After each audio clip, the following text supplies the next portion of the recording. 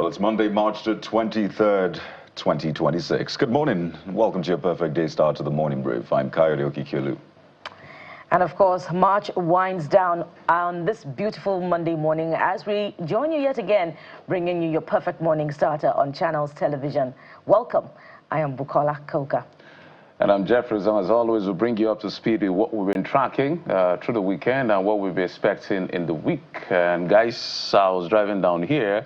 I took my time to drive a bit slowly to just check the PMS prices. So night has gone from the three fuel stations I observed, from the express down to this area, 1,320, 1,325. So it's getting to that point where we talked about, based on the price of what is going on around the world in terms of the PMS crude oil price, oscillating around 100 plus and above. It hasn't gotten to 120 yet. 114, 115, depending on which of the crude you're looking at, whether it's Brent or WTI or the rest of them. My biggest concern, however, is I don't want to call it inactivity of the federal government, or I don't think I've heard the president spoken extensively about it. I don't think I've heard the Minister of Petroleum, the Minister of State for Petroleum, that's Heneke Lokbobri. I don't think I've seen him say anything. What exactly, because it feels to me, guys, feels like the federal government is saying, look, we deregulated the sector. There's really not much we can do, so let's just watch and see. I think Bukola were the one that informed me that they set up a committee, and I don't understand what that means. When you deregulate, this particular deregulation, this particular oil price hike or increase in pump price that has given us this windfall is a bit different from most of the ones we've seen in recent years, because this time is happening within a deregulated sector where the forces of demand and supply are actually deciding what will be the eventual pump price that you are buying at. But I know now Nigerian businesses, individuals and all of that are really struggling under the already difficult situation as a country that we're living in. So I expect the government to speak up and see what they can do. We're not saying bring back subsidy, but for instance, in the UK, there's an argument between the ruling party and the opposition party. The ruling party seems to be doing some bailout that looks like a subsidy. Opposition saying if we were in government, what we would have done is all the net zero levies, for the transition in energy, would have removed those net zero energies and start drilling oil in the north at the end of the day. So what exactly is the federal government, what are you intending to do as this pump price continue to increase? There's something you can do from the fiscal end, maybe not necessarily removing subsidy. What cost component can you take off so that the cost can at least be affordable for the average Nigerian? And those are the kinds of conversations, if I'm sitting with somebody in the ADC or the PDP and the rest of them, what would they have done differently? Because the APC feels like, this government feels like, we deregulated, when it was 770, you were excited that it was coming down. Well, deal with it now is high. That is the feel I get. I may be wrong, but I don't think that's a responsible way to govern a country. The impact is high. You need to do something. If you don't want to do anything, say you don't want to do anything. Let's be clear on that. Setting up a committee is, for me, knee-jerk, is poor planning, because when you deregulate a sector, you expect that prices will go up one day. So what would you do when it goes up? To go down, when it goes up, macroeconomics will make more money as a country. Yeah. When it goes down, the consumers enjoy it, but when it goes up, the consumers suffer. What will you do? It looks like there's no plan that I can see. We've looked around. Countries are dealing with this in different ways. Even in the U.S., gas prices have increased about $1 in March. It's about 30% increase. And for a lot of people, they're trying to now look into EV. Should I get an electric vehicle? Electric vehicle. Exactly, so I don't have to buy gas, or in our case, petrol. That is not really a luxury that the average person can afford right now. People are still stuck with their Toyotas that guzzles petrol, or for them it is even economical. But the point is, for the people, they have very limited they can do, and that's why there's a lot of attention on government. In some places they might say, oh, do not raise the price above this, which means government is finding a way to still keep those selling petrol or gas profitable. And that's why we talk about the tax bit, just looking around, the price structure, the formation, and see what can we tinker with to ensure that we don't pass all of that burden to the end user. Why? It's important because in Nigeria, a lot of people live hand to mouth. So they must buy that petrol daily to run their they're it's not blending Business. machine now. What is that thing that you have in the market? Grinding machine. It's not blending machine. Either you're running your grinding machine, your vulcanizer, you have to run that, or you're a small business, you have to run your generator. I just realized that there's some places still in Nigeria that they do 1 day off, 1 day on for electricity. In 2026. No, as a matter of fact, there's some places in Nigeria where there hasn't been electricity in years. No, I mean, yes, we know those places, but in cities, I mean, do you get what I mean? In cities, smack in the middle of cities, we still have places that do 1 day off, 1 day on, and that 1 day on is 6 hours. And that 6 hours, they don't get it most times. In fact, if you don't get power in that 6 hours, you have to wait until after your 1 day off, which of course is steady. The 1 day off, they observe it. But the point I'm trying to make is in 2026, in a city center, or at least in a city setting, people still go through that. So you'd understand why petrol is very important. In other countries, once the price increases by 5%, you see governments addressing it because it's vital to the economy. So government cannot and must not, should not take the people for granted. We can't be buying petrol for 1,300 plus and you say, oh, it's the war in Iran, we can't do anything. Come on, that is why you are in government, to do something. We can't just raise our hands and say we can't do anything. I think it is appalling. The silence, taking people for granted, is appalling. It's not just appalling, it's irresponsible of this government. It is very responsible. I'm saying if you're sticking to your guns, come out and say, I'm sticking to my guns.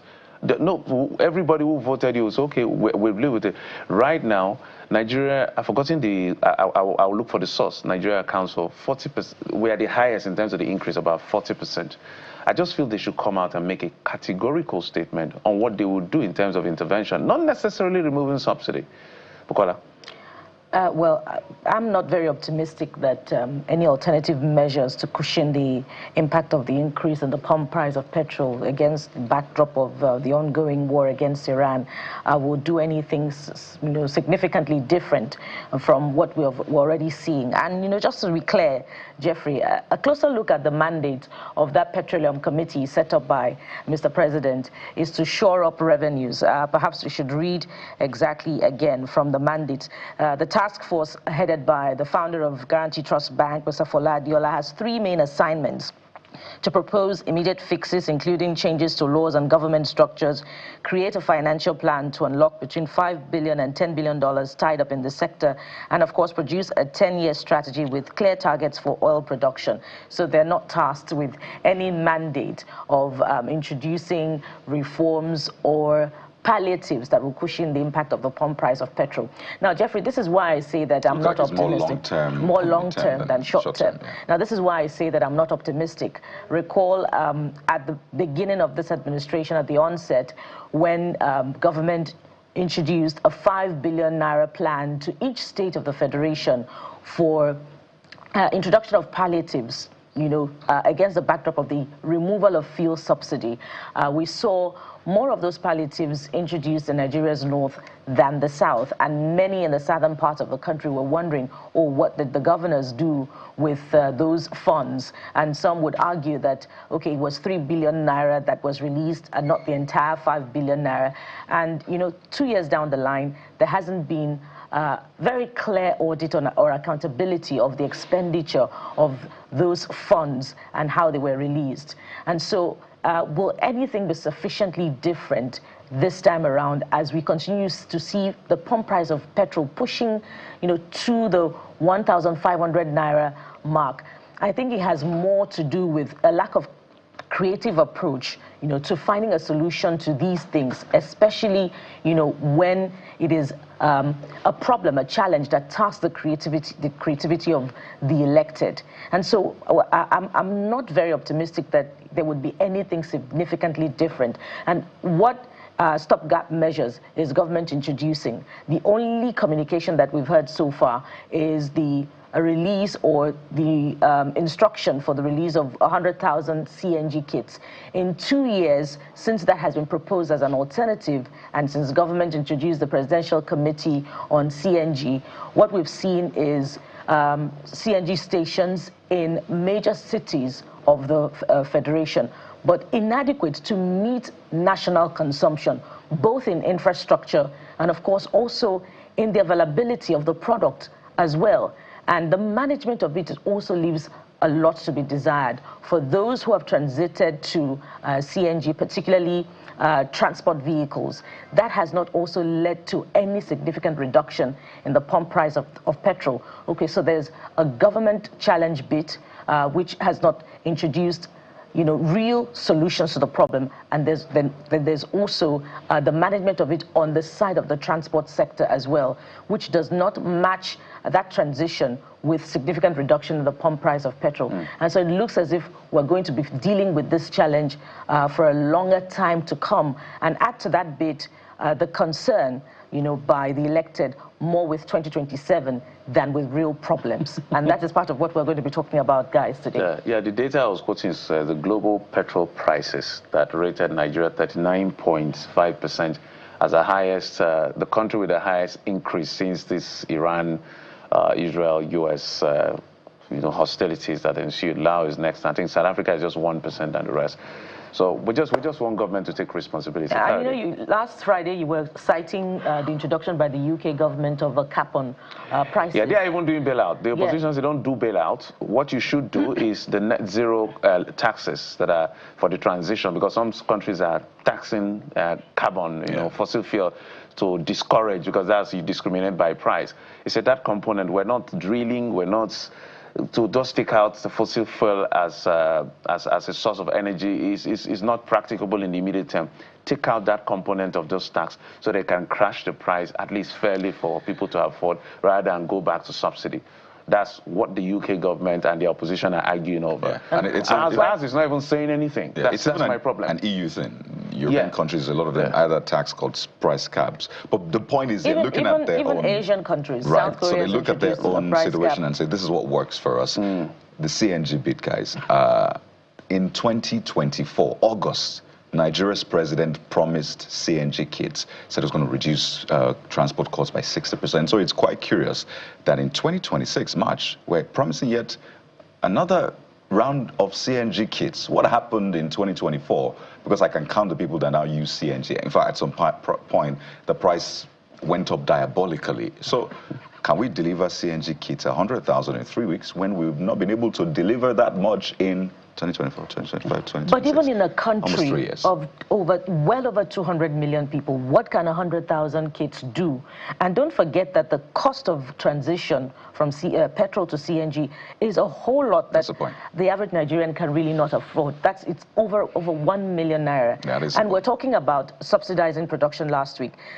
Dangote Petroleum Refinery spoke about 2 weeks ago, talking about what it would require at this point in time, in order for it to continue in its, trajectory of patriotism towards the Nigerian people. And we have proposed many times on this platform that, okay, there can be, a price cap on the sale of crude oil under the template of the Naira for Crude policy of the federal government. But there has been no conversation absolutely to that effect. And as Jeffrey said, we haven't heard from the Minister of State for Petroleum. We haven't heard from the Minister of Petroleum himself, the President of the Federal Republic of Nigeria. So it's as if Nigerians continue in this harrowing experience of, buying petrol, now very close to 1,400 naira per liter. And, the ruling government is looking the other way. Well, the ruling government has actually been working. They've been busy ever since the president returned. I agree. From the UK. He's in Lagos now. We had all the governors, visit. Not all the governors. Most of the APC governors. Progressive governors. In fact, we had a Labour Party governor also visiting the president. So we call him a progressive governor. That's Governor Alex Oti. Is that what you meant by progressive governor? Is he a progressive governor? No, I was thinking, can we consider not all progressive governors? Not all progressive governors, yes. So he's a progressive governor, Jeffrey? I wouldn't know. I'm just pulling you. But we had the governors meet with the president yesterday, took pictures, had conversations. I mean, they're building up to their party primaries. And while we understand that politics must continue, people must feel governance more than they see the politics. So for a lot of people, it looks like this is all that the politicians, those in government, are preoccupied with. 2027. How do we structure? And it's understandable because the ADC or, well, the NDC or the other side of PDP, they are also meeting, and NNPP as well. But this must not be the optics that we see more at a time like this. We must see more of governance. And I don't think we've heard, particularly those things that hurt Nigerians. And we've talked about that, petrol. But hey, the meeting went on. They made some decisions. And here it is, guys. Well, let's take a listen to maybe comments they made. We thank God that we all started together and we end being together.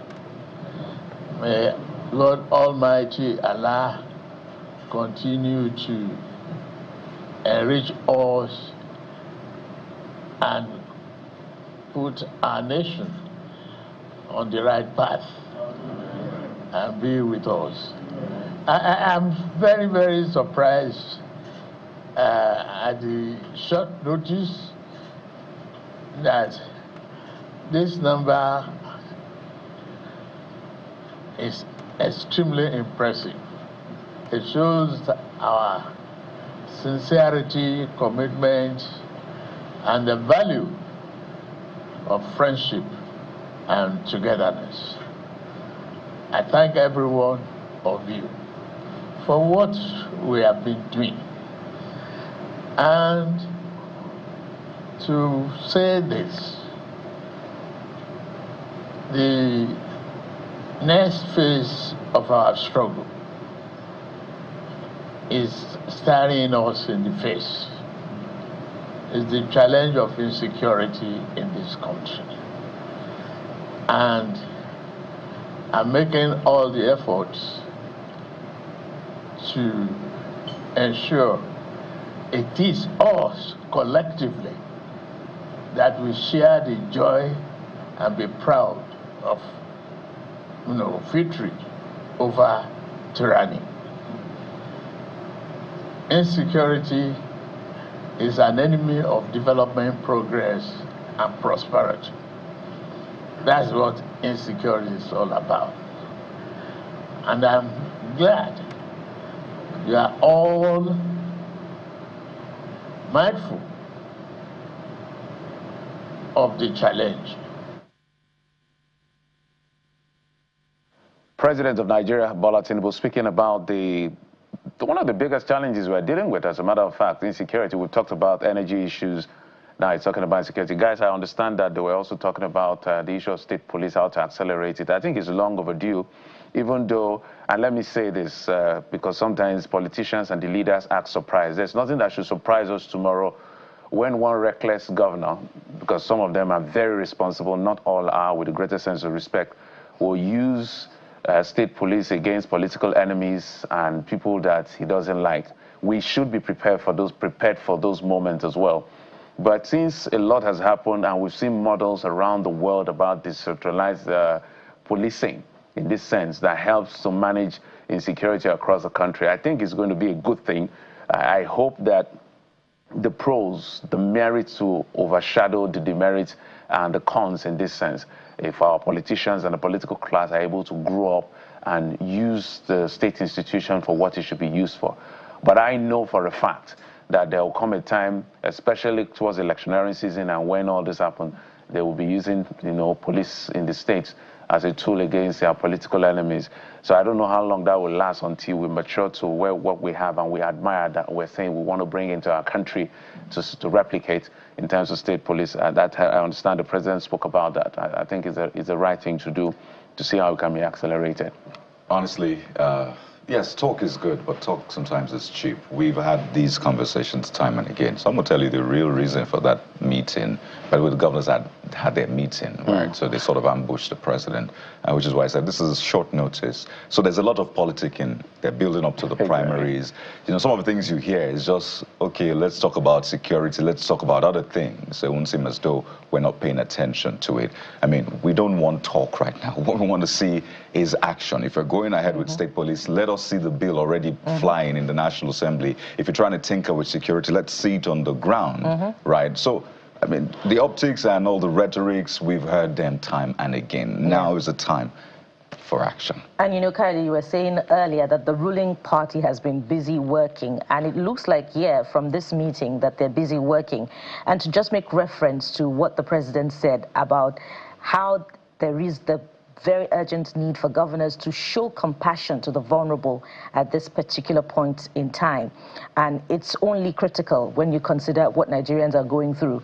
But recall that the president is not saying this for the first time. Remember, wet the grass more. That was his challenge to the Progressives governors during their last meeting a few months ago. And what have we seen after that challenge to the Progressive governors?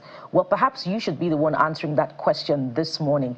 Tell us what is visible on ground that you're seeing, that your state governors are doing, you know, to cushion the impact of the hardship that you're currently experiencing. Perhaps you're buying, you know, foodstuff at a higher cost. You're buying petrol at a higher cost.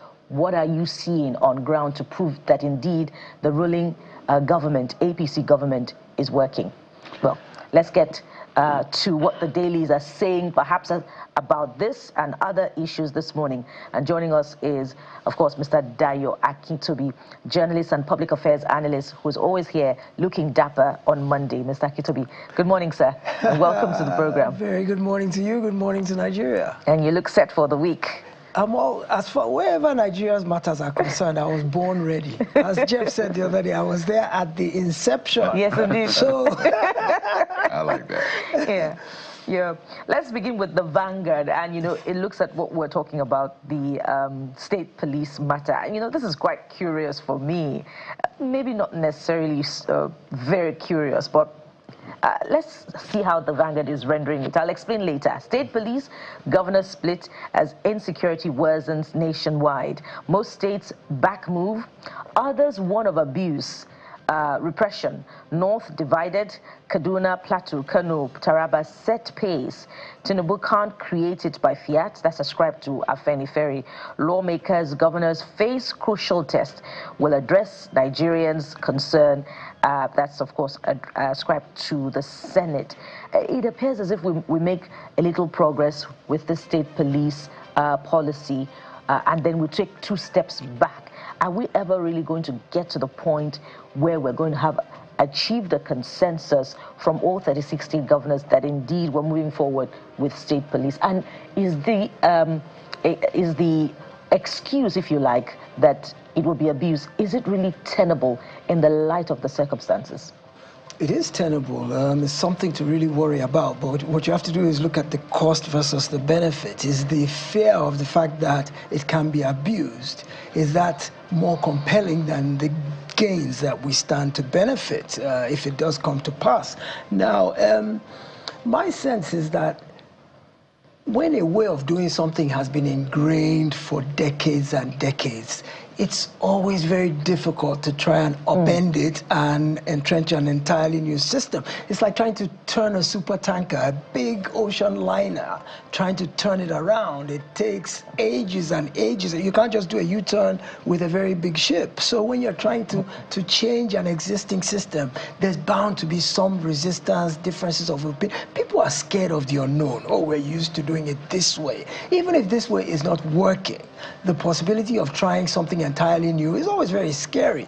Now, I see that some states are in favor, some states are against it. The reason primarily is because the federal government has failed in its mandate to keep us secure. Now, security of lives and property has always been the remit of the federal government. It's constitutionally entrenched that it must be the duty of the federal government. That's why they control the armed forces, the law enforcement, the Inspector General of Police is in Abuja.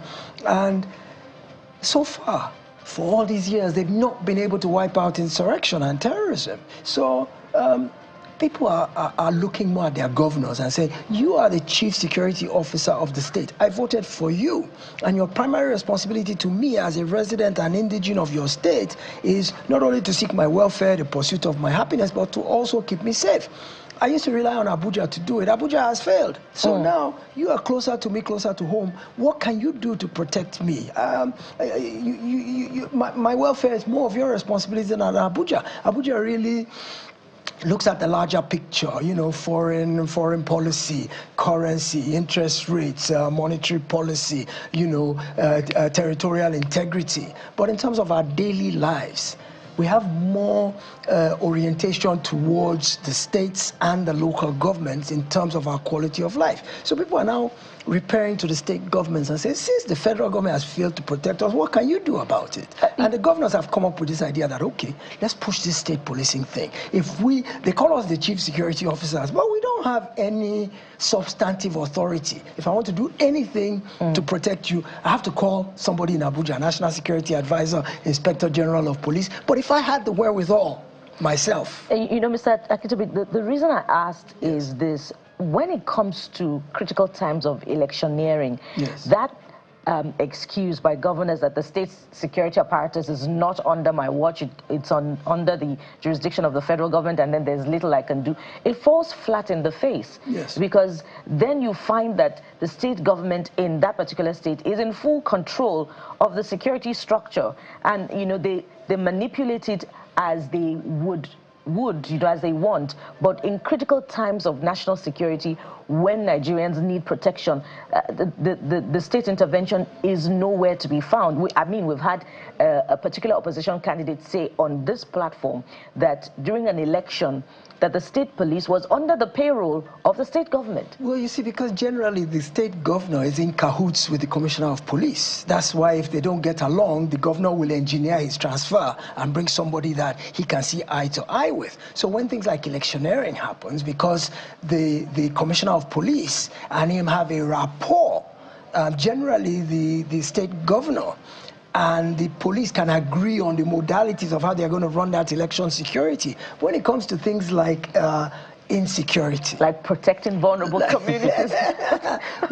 what is the direct? Where's the state governor? What is the direct benefit to the state governor? Remember, politics is all about interest. I think we hold our politicians on too high a pedestal. They are human beings. They have vulnerabilities. They have interests, and yes, they swear an oath to pursue the welfare of all of their citizens. But at the end of the day, self-preservation, self-interest trumps the common good.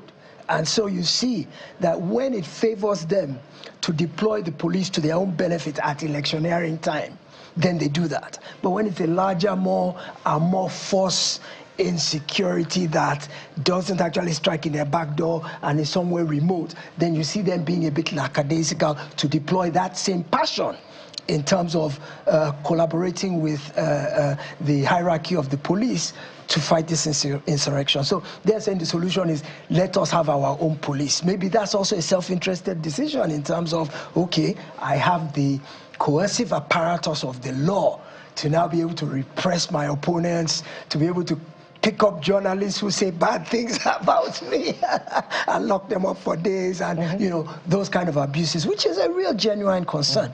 But for me, the real thing about state policing is the issue of things like funding. I mean, there's always the risk of, yes, abuse, but how about funding? How about training?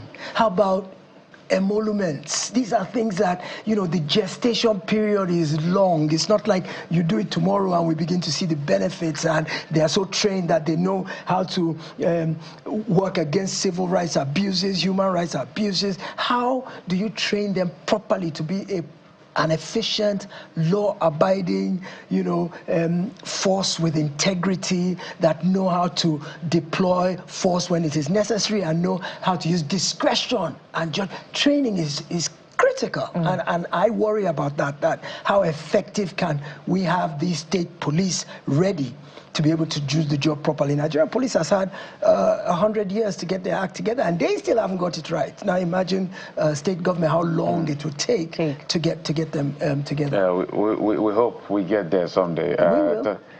Talking about police, we'll be joined by the police in Delta. This abominable atrocity that happened in that community called Ozoro. At some point of the program. But you're talking about governors. Some of those governors don't live in their states. Just to give you an idea, there are some governors that don't live in their state. They are more in Abuja. They govern from Abuja. Some of them, you know them. Yes. But we're not going to call names. Don't worry. You know yourselves. You know we have respect for you, so we're not going to cast you today. This Nigeria is the next paper. This Nigeria, gunmen hit Kwara again, abduct 8 church workers. We won't allow insecurity overshadow our efforts at helping vulnerable. Tinubu, IGP disbands SWAT, RRS rather, anti-kidnapping, other tactical squads nationwide amid rising insecurity.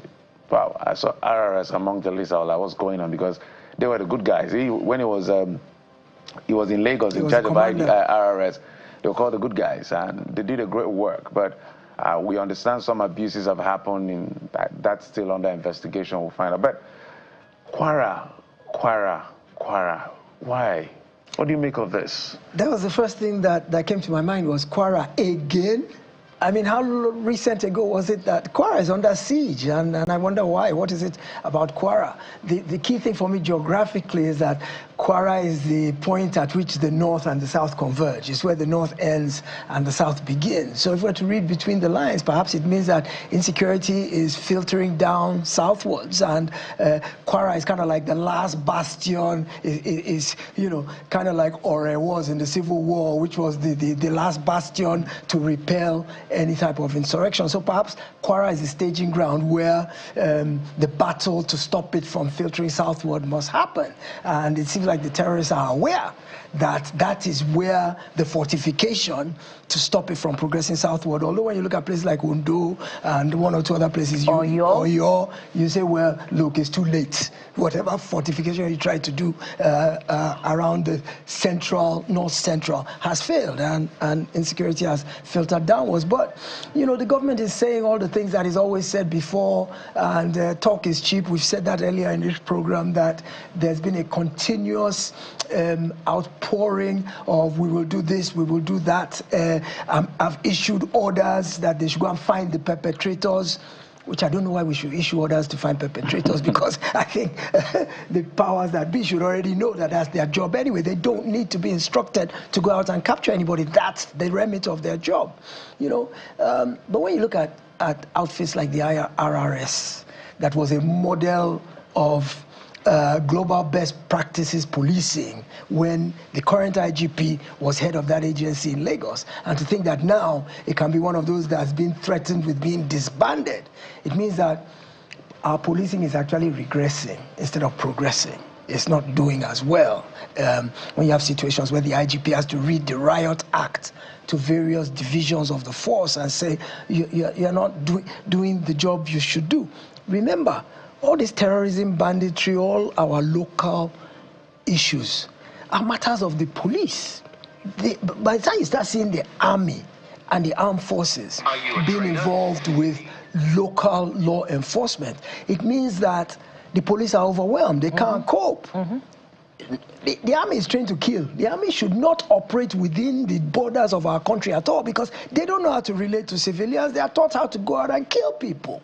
So they're supposed to be on the borders, and anybody who is externally trying to penetrate, infiltrate, whatever the case may be, they should repel them. By the time you see an army operating within the borders of its country, it means local law enforcement has failed, collapsed and failed.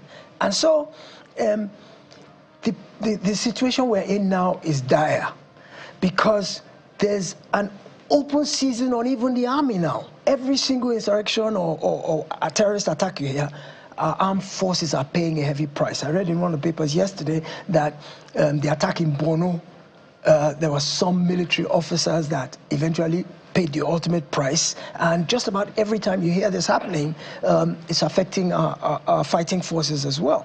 So I heard President Tinubu say yesterday, while he was talking to the governors, that he spoke to President Macron of France extensively about additional support, and that he's going to be engaging with other world leaders for support. Well, first thing that came to my mind, I just had a joke with this, was all the times you've been going to France, you mean you never really asked him for this? So what were you going there to do? France is the second home. What were you going there to do? I thought all along all your visits were about seeking help. But anyway, he said he's talked to him about getting help. That's a good thing. I don't know how good this foreign help is really going to be, because look at it. US sent 200 men here 2 months ago, and since those men came on ground, terrorism has skyrocketed. The attacks have increased. So to what extent is the benefit of foreign help? Is it really helpful? These are the questions we need to ask ourselves. Home Secretary, very important questions. The Abuja Inquirer also leads with the story on the Kwara worshippers kidnapping during church service. So while the authorities, that's Abuja inquiry, authorities say 3 people have been rescued. There are more people unrescued. And it's important to note that, you know, last week there was an abduction, an attack at the Cocoa Research Institute in Oyo State. Yeah. Now, what is very disturbing is the fact that the remaining 3 were recovered, rescued, after ransom was paid, according to families, in Ogun State. So that means that these people do not just operate in Oyo State, they also operate in Ogun State. Yes. So just in case the southwest states are thinking, it's just happening in Kwara, it's not coming down here, it shows they're able to move from Oyo State to Ogun State and perhaps do that back and forth. And they collected ransom. Yes, we heard that some arrests have been made, but it's just important to put this out there so people understand what we're dealing with. Yes, but isn't it also curious that it's houses of worship that seem to be under attack? Yeah. Does that speak to that notion of there might be a genocide type thing going on? I mean, why houses of worship? The trend is there. The government always tries to say, well, they are soft targets. We've told them not to hold meetings either at midnight or at night. But come on, it doesn't make sense. But the Guardian newspaper, let's just flip to that quickly. The Guardian leads with something that concerns you, but you may think it doesn't concern you. Eyes on insurance sector as banks survive recapitalization liquidation. I think for the insurance sector, it is mid-year, June, July 2026. The banks sort of got their acts together because the banks are able to pull the funds in. But you see, Mr. Akintobi, the insurance sector, I really, really pray that a lot of them make it, because the average Nigerian would do other things, a list of 1 to 20, before then thinks of insurance. Do you see insurance companies surviving this? Yes, they will survive, but they might have to consolidate. Some of them might have to go out of business. If you remember the Charles Soludo consolidation, I think in 2005, we had 86, 87 banks, and they ended up shrinking to 25. And the purpose of that exercise was to make sure that only the strongest survived. I think that's what's going to play out in the insurance industry as well, because like you said, insurance is not in our culture. What insurance does basically is that it protects us against risk. When we always say I reject it, that's our own protection. That's what I was going to say, is that culturally we are not oriented towards believing that risk can be averted by any corporate entity. We revert more to spiritual, otherworldly means and invoke God and all that in terms of protection. But at the end of the day, there are acts of God that you can't protect against. A rainstorm comes, lightning strikes a tree, it falls on your car is destroyed. What's your recourse? So insurance is very key, because essentially what it does is it indemnifies you against loss. We all share, we all put little bit of money into a pot. And when you get harmed, they take out of that pot and recompense you. What you have put into that pot is infinitesimal compared to what you will get settled by in the event of loss. The reason is because most of the time you will not have loss. So you're kind of saving that money into that pot for a rainy day when you do have loss. But because we don't believe in it, insurance companies struggle a whole lot. So I foresee that when their own recapitalization comes middle of the year, that there'll be more of a consolidation. There'll be mergers, there'll be acquisitions, and some will go out of business completely, but the industry will contract to some extent. But I think there needs to be more of a sensitization. I don't think the insurance companies are doing enough to alert people to the importance of having insurance. Look at, for example, health insurance. I mean, when we think about insurance, we mostly think about our cars, our homes, life insurance, things like that. But even HMOs, health management organizations, how many Nigerians today have, and don't think it's just if you're working for a corporate entity. You can actually get health insurance as an individual, paying a very minimal premium so that the day you do get sick, you don't have to pay anything, or maybe you pay a very little bit, but we don't believe in it. I reject sickness, you know, that kind of thing. So insurance is critical. So even that HMO needs to be regulated by... In fact, that's another major talking point. Because, in fact, maybe we'll mainstream that conversation. There was one I signed up to as an individual.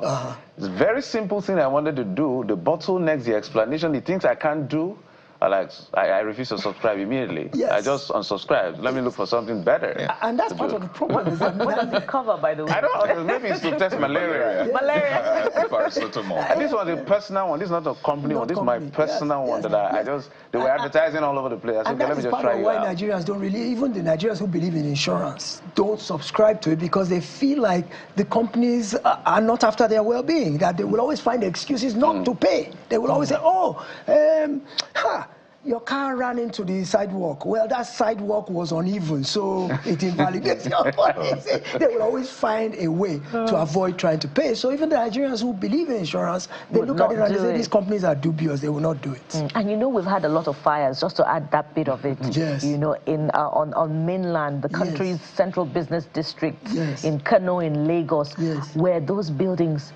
insured. I tell you a lie, majority of the buildings in Lagos do not have fire or any kind of loss insurance. Majority of the buildings are standing on the largesse of God. Very hard conversation, but a very compelling one too. Maybe we should mainstream it. Jeffrey and Kayode sometime later on. But we must anchor at this point. And thank you very much, Mr. Dayo Akitobi, public affairs analyst and our own college in the journalism profession. Thank you for coming. My pleasure, always. Thank God it's Monday through Yeah. Friday. We bring this to you. All right, I'll remember that from next Abuja Monday. to Accra. We'll take a moment And now. from When we Nairobi. return, it'll be time to begin our very first conversation. And we're looking at politics of the opposition party. Stay with us. We'll be right back.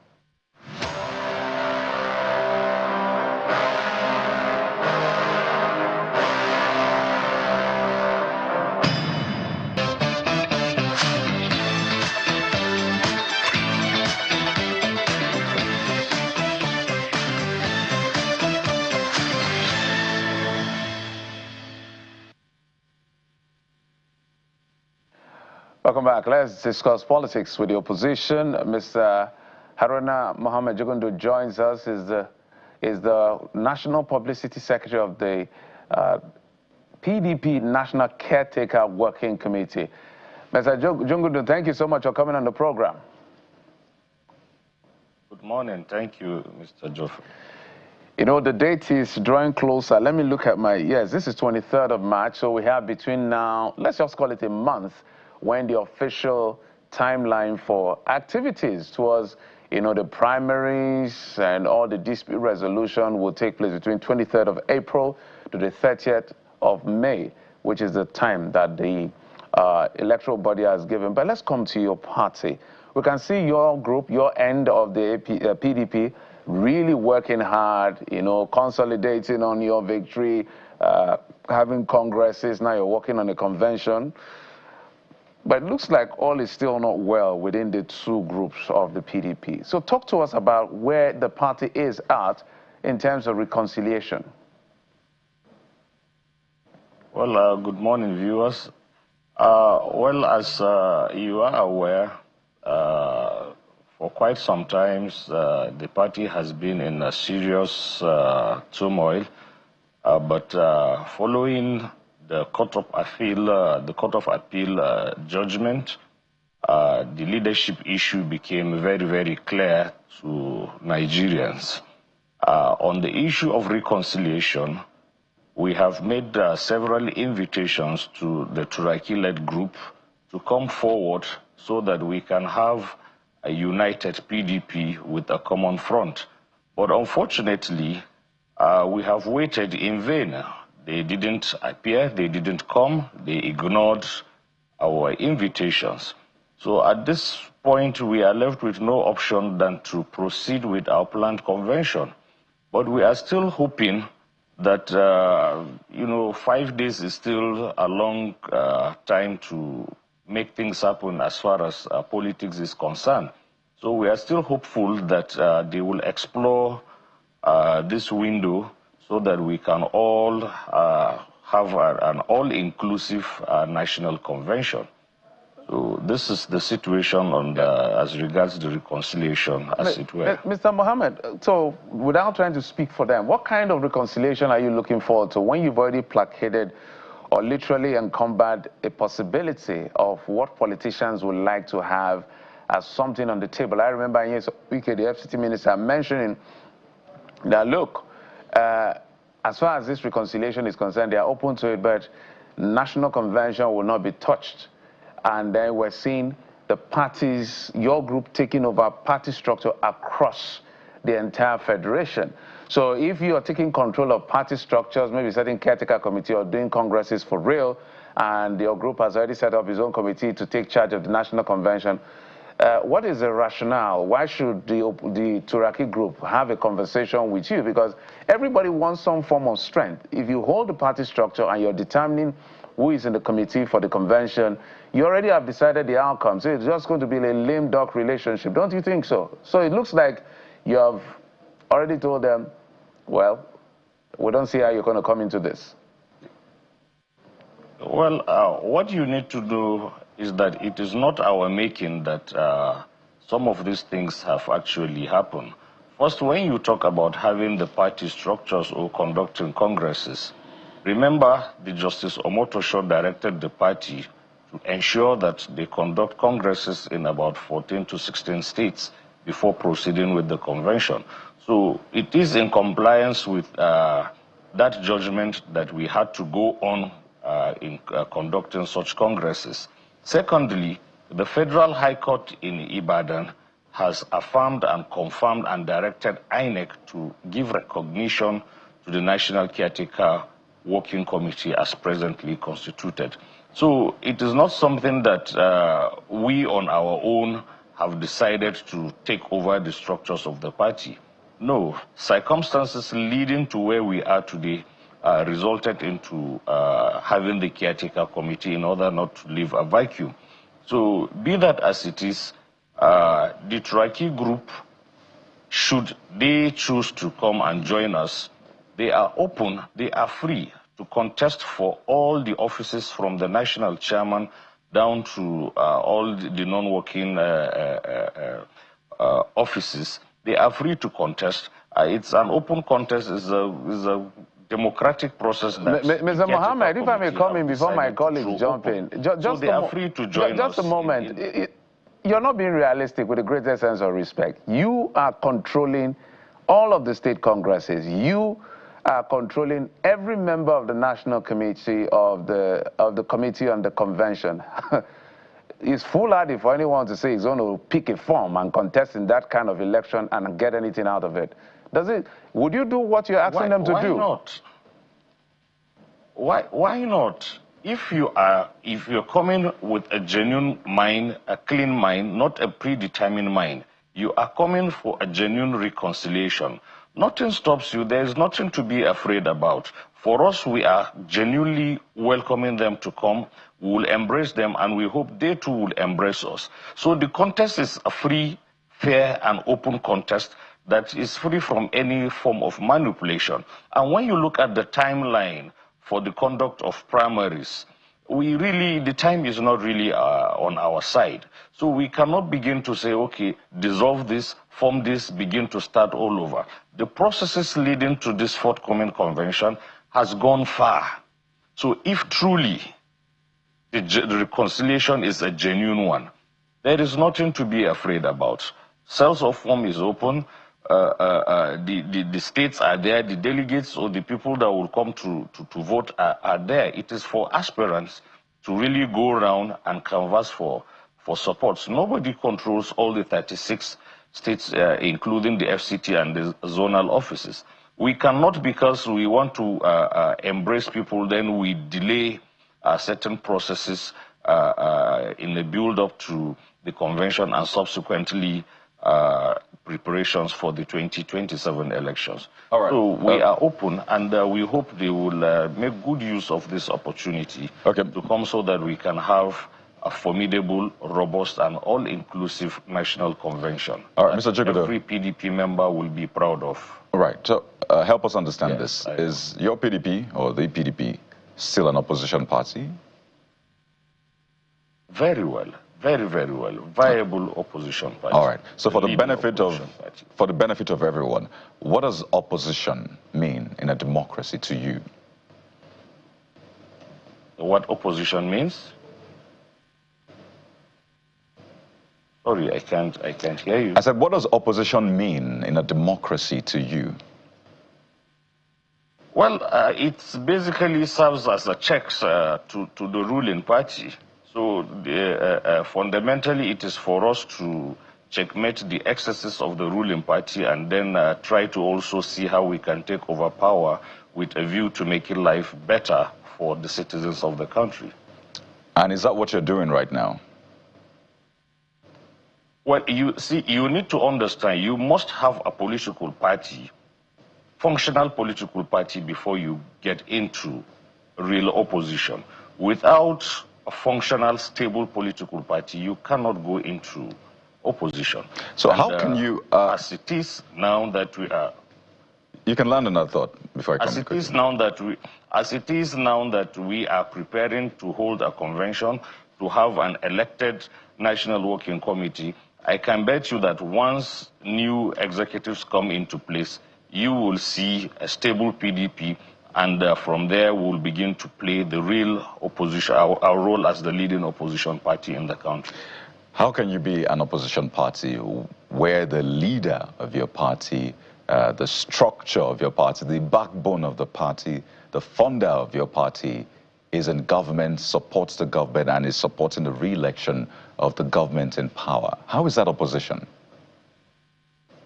Well, it is. You need to differentiate the person of the Honorable Minister from the National Working Committee of the party. You need to, there are two clear, distinctive entities. He is a minister working under the government of President Bola Ahmed Tinubu. No, that's not the only thing. He's a minister that has vowed to support the re-election. So all he's doing is for the re-election of your party. That's why I'm asking, how can you be opposition when all you're doing is for the re-election of the party in power? How? Where is the evidence? Can I ask you a question? Is Nyesom Wike the national chairman of the PDP? He is not a member of the National Working Committee of the party. The NWC of the party makes and takes decision on behalf of the party. So why did you hold meetings? Pardon me, why did you hold meetings in his place when you could have held it in a neutral place? Why hold the meetings, the elections in his place? Meetings like what? Our usual NWC meetings holds not in his office. Not his office, his place. Our day-to-day You've had meetings time and again in his place. Even the meeting or the election that brought up the Turaki, rather your own side, was held in his place. That is a NEC meeting. A NEC meeting comprises of so many leaders of the party, not the NWC alone. So why not hold it in a neutral place? Why hold it in his place? For security reasons, we need to hold such meetings where we will be so comfortable that nothing happens to us. Recall what happened at the Wadata Plaza, what led to the closure of Wadata Plaza.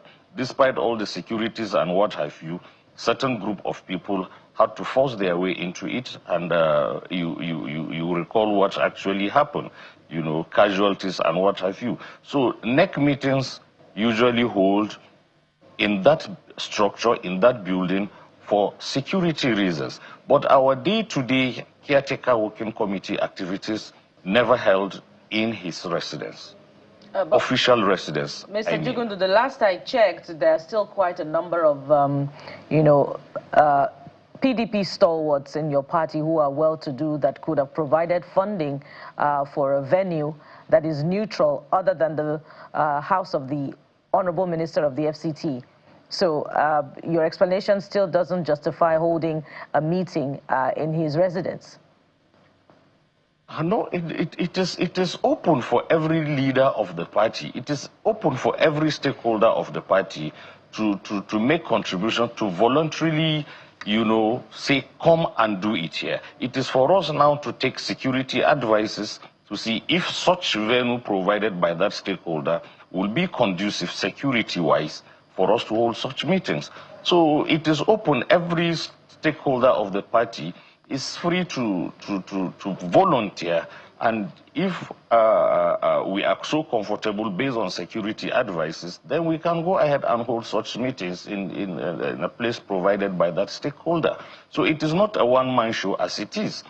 It is not. We are working based on security advices, and equally based on professional advices. And you need to also know that the use of that official residence is the collective decisions of major stakeholders of the party. It is not such that the minister enforces or compel NEC members to be there. No, it is based on professional advices. Well, should channels choose to provide one for us, we will gladly make use of it. Even though your explanation is still a little less than satisfactory, we're just going to have to accept it for now. Let's move on to other matters. You said earlier that the work of the PDP, in your own opinion, is to checkmate the ruling party and perhaps provide an alternative by taking over power potentially.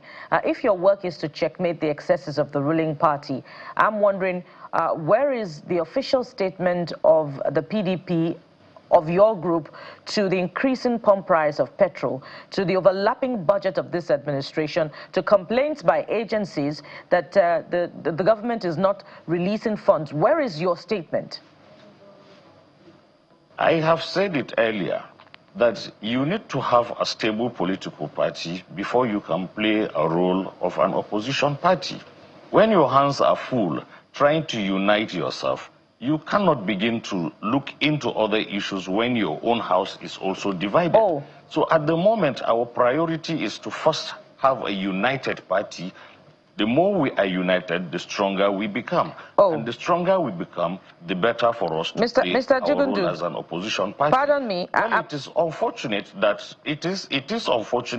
that we are having increase in pump prices, which you know that it is as a result of international politics, not something that is domestic as it is presently.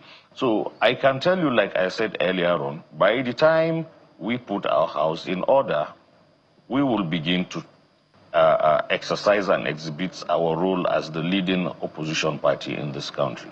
Well, I'm on the official website of the PDP group, rather the official X-handle of the PDP group, loyal to the Tanimu Turaki-led group and Governors Sheyi Makinde, and I can see, a vibrant group here with provision of alternative views to the ruling government, but we don't see that coming from your group. But the question really is, if you say that you're trying to put your house in order, are you saying that you are not prepared to play opposition, and by extension, you are not competent to take power in 2027 if basic opposition work cannot be provided by your group currently?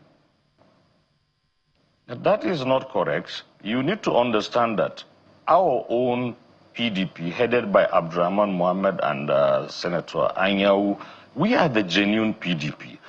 Those groups you are referring to are handling the official website of the PDP. The statement of the court, the pronouncement of the court is very, very clear. So we don't see them because they are not into any serious business. They have all the luxury of time to play around. For us that are very serious, we are trying to marshal out strategic, stable, reliable, and plans that can stand the test of time. We are rebuilding. For them, they have all it takes to play around. The last I checked, they also are embroiled in a leadership crisis. They're also trying to put their house in order, but they're able to provide opposition. But your group, which you say is embroiled in leadership struggle, hence you don't have the stability to provide opposition. That's what you're saying.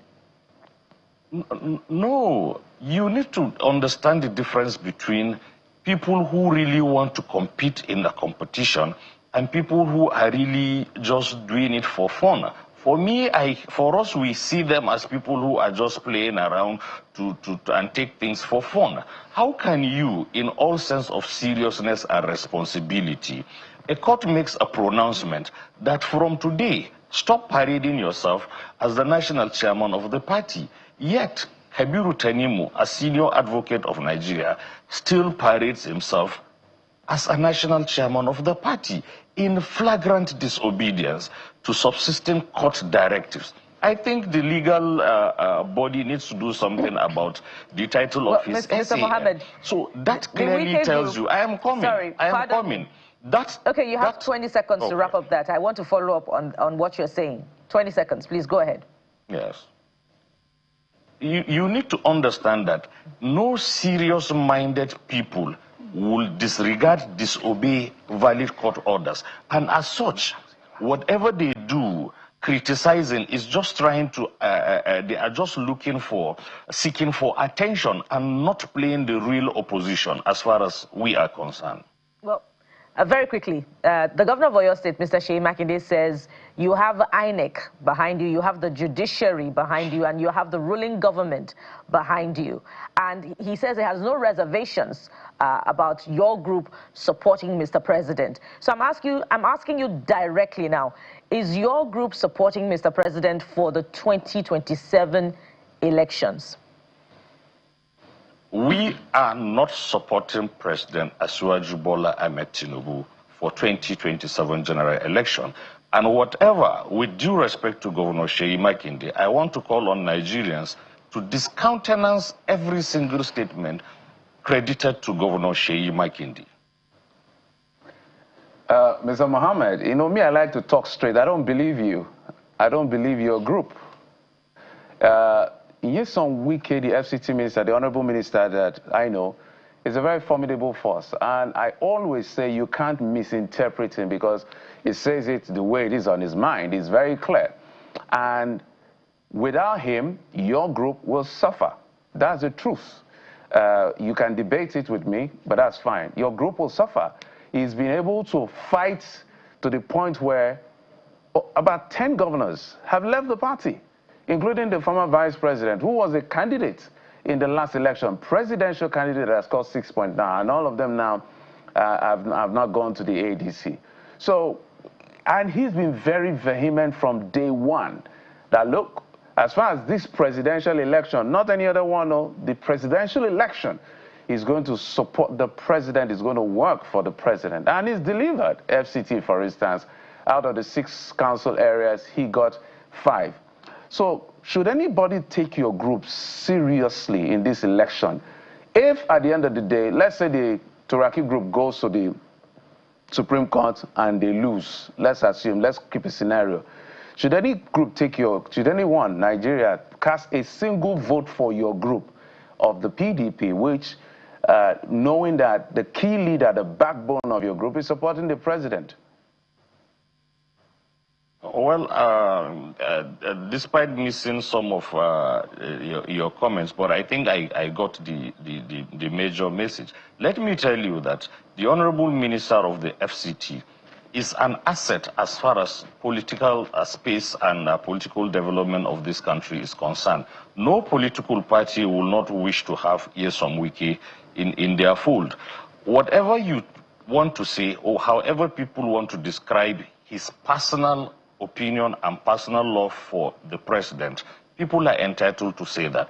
For us in the PDP, what we believe is that we will play our role, we will do everything, we will field candidates, we will not support the president, and I am begging, and I am pleading, and I am appealing to Nigerians to please give us little time between now and the time we will conduct our primaries.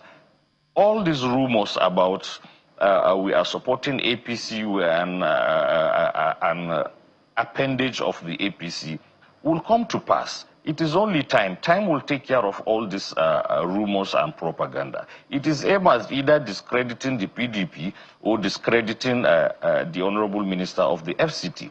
And you need to also know that it is not the fault of the FCT minister that most governors of the PDP left for the APC. They had their own reasons. And I have consistently maintained and mentioned that the FCT minister has never for a day said he is a member of the APC. He has never attended APC functions. He is an appointee of the president, and he is only discharging his duties Mohammed, as an appointee and as a citizen of the country. As we begin to wind down, for a fact, yes, he's not a member of the APC, but he's working for the APC. He's not hiding that. It doesn't matter whose ox is God. He has said it. A lot of the governors have left because of the infighting in the party between himself and Seyi Makinde and the other group. They've left because some who maybe don't have the guts or the bravery, or they don't even like the stress to continue to fight like Governor Seyi Makinde. They've left. Just leave the party for you guys. So at the end of the day, my colleagues have engaged you, and I don't think you've answered that question. You claim to be the opposition. You are not, Mr. Mohammed, playing any form of opposition in any list form. However, now you've gotten a bit of fairness or judgment according to our appeal court. Since that appeal court came, all you've been busy doing is congresses, convention. No one statement challenging this government about anything. And you say I should believe you as an opposition? I'm not stupid. Well, Mr. Joe, playing opposition is not about criticizing every policy of the government. What is it exactly? It's not about that. And so what is opposition about? It is not criticizing every single policy of the government. Give me one policy that you have criticized.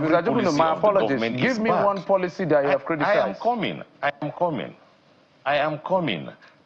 There are certain economic and political decisions of the government that are good. Some are bad. I have said in the past that yes, the economy is bad, certain policies are bad. I once told you about this.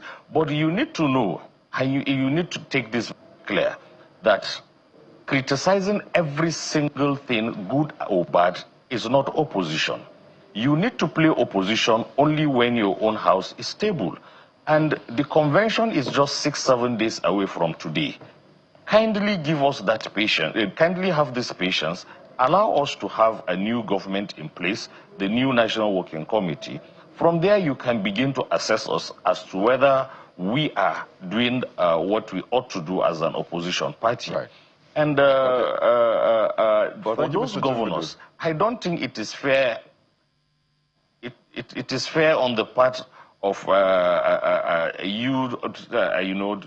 churning out a wrong narrative that most of these governors left because of the honorable minister. All right. I think that is a wrong narrative. All right, Mr. Jungudu, because of time, we have to anchor at this point, but it's important to note that what you're doing, what we have seen you do over time, is not opposition, according to the definition of opposition. It's more of controlled opposition. So people are clear on these definitions, right? It's more of controlled opposition. And I hope that the FCT minister has approved or endorsed the statement you made about not supporting the president, because he says he would lead the president's re-election campaign. So I hope he has approved of the statement that you said, or at least is in line with it.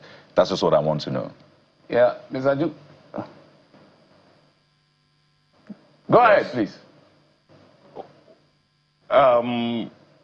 What we are doing... No, it's just a yes or no. Does he endorse this statement or this message from you? Supporting the president? Sorry, I missed part of your question, please. Can you say it again? My question is, does the FCT minister endorse your message that you're not supporting the president? Because he would lead the president's campaign, according to him. The honorable minister is not directing or controlling what we do in the NWC. All right, thank you very much, Mr. Jungudu. He cannot endorse what I say. All right. Not at all. He does not control what we do in the... Yeah, my friend, Mr. Haruna Jungudu, at the end of the day, I did not say that the FCT minister chased them out. His role in the leadership crisis, of course, is why some of them have left the party. You can ask them yourself. So all of them refusing to put their own house in order have led to the party depleting. Now, PDP Governors Forum has two members as we speak. But who are responsible for the crisis? Is it not the same governors? They are the governors. We're totally out of time. PDP to where it is today. We're totally out of time. They have criticized. Yes, they criticized the APC. We're totally out of time. We're going to engage you. You say your head is not, your group is not settled there. When you settle, we'll come back and let's see how it goes. But thank you so much for coming. Very well. Yes, thank you. Very well. Haruna Mohammed Jungudu, thank you so much for coming on the program. The National Publicity Secretary of the National Caretaker Working Committee. Wow. A PDP, your titles are always mouthful sometimes, but thank you for coming. We appreciate it. Thank you very much for having me. We'll take a break. When we come back after this break, we'll go to Delta State. That abominable atrocity that happened in the Ozoro community. The police have swooped in, but let's hear what exactly is a true picture of what played out. The police has a story for us. Stay with us.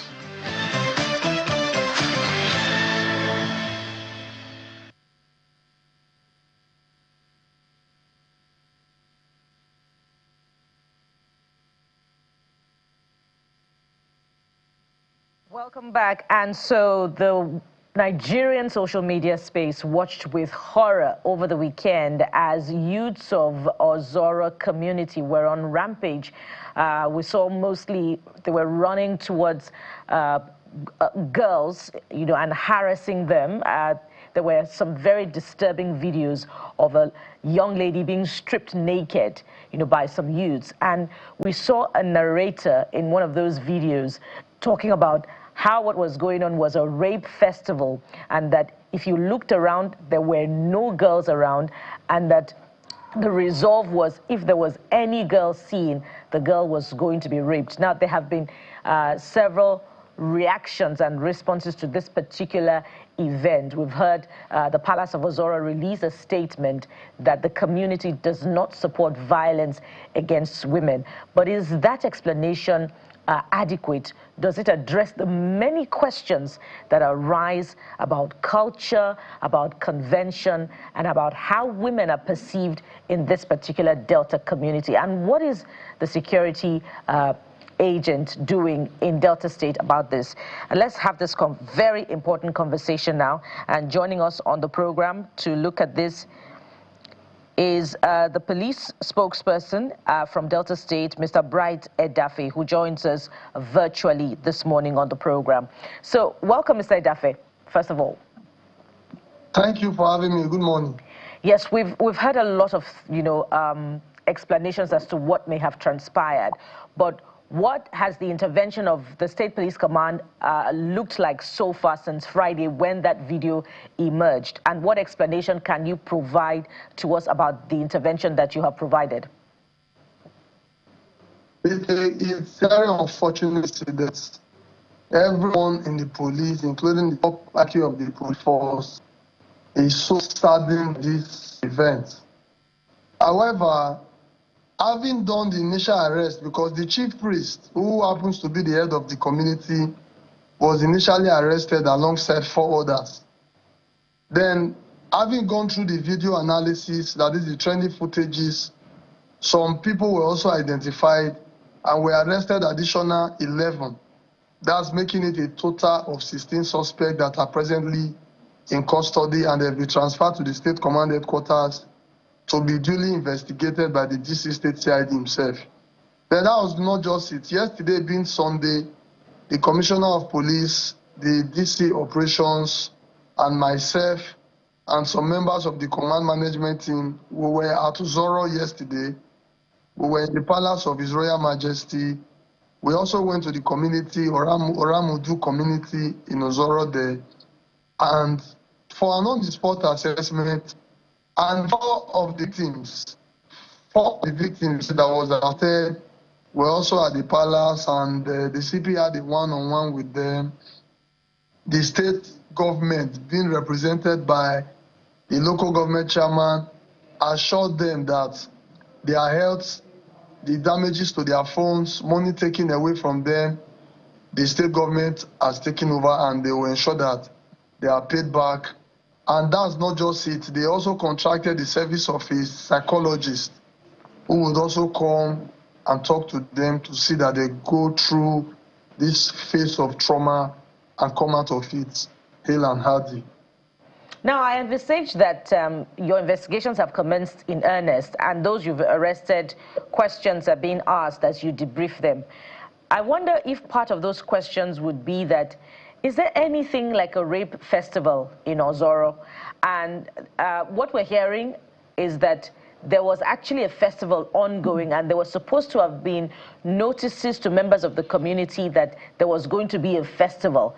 What is the nature of that festival that requires people to be informed? I mean, if there's a festival that traditionally take place in a particular community, it should be known to all, and there should be some form of preparation for everyone. So what is the nature of that festival? Does it require that women or young girls do not come out during that particular festival? All right.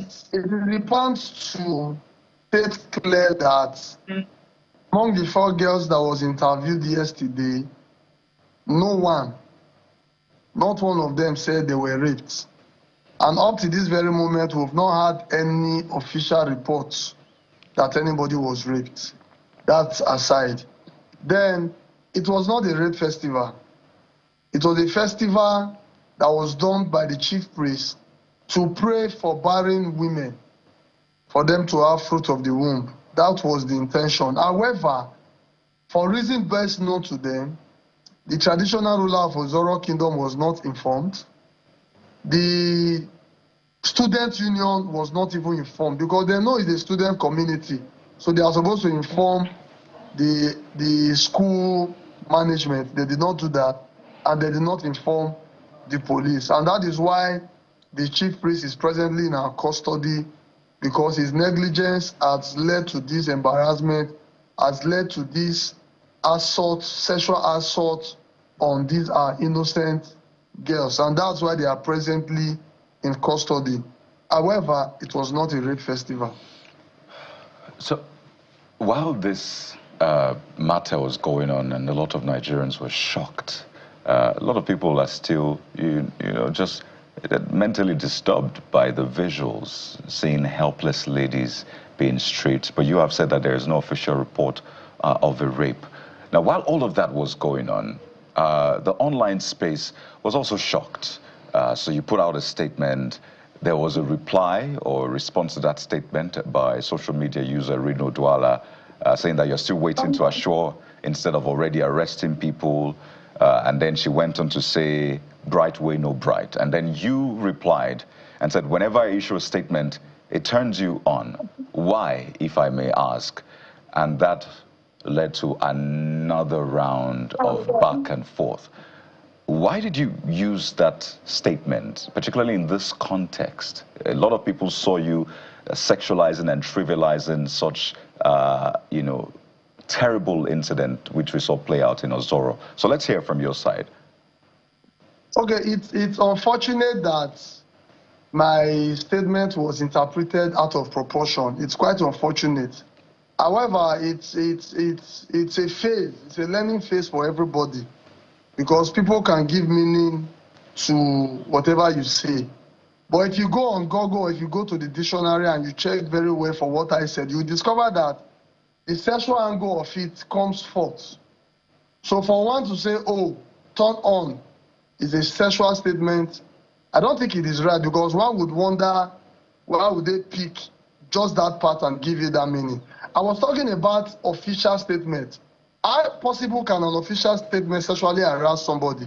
So that was not my context at all. But because it was wrongly interpreted, I thought it was that it is better I delete it, and that was why I took down that response. So is this like an apology? Because a lot of people have been calling for your sack, saying that coming at that time, it was insensitive. There was no need to use that statement. Yes, the previous response may have triggered you, but why use it? I personally do not think I need to apologize, because there was no harm intended.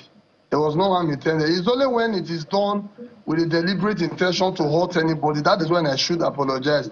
If people misinterpret what I've said, naturally it's their fault, because you would want to wonder, out of all the meaning attributed to this statement, why did you pick this one?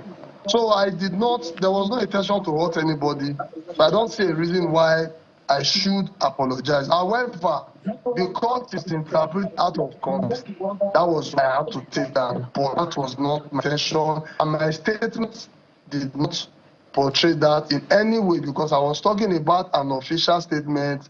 I was not even talking about myself. So I wonder why an official statement would want to turn anybody on like they're interpreting it. Perhaps it's seen as in bad taste, given the context of what has been playing out. I don't think it would have, because you cannot really defend it. Turn on averagely for anybody means what it means, even if it means 4 things. But given the context of what happened, I don't think that was really good for you as a person. And I think, if you ask me, you should apologize, but you say you're not going to apologize. But that's left to you.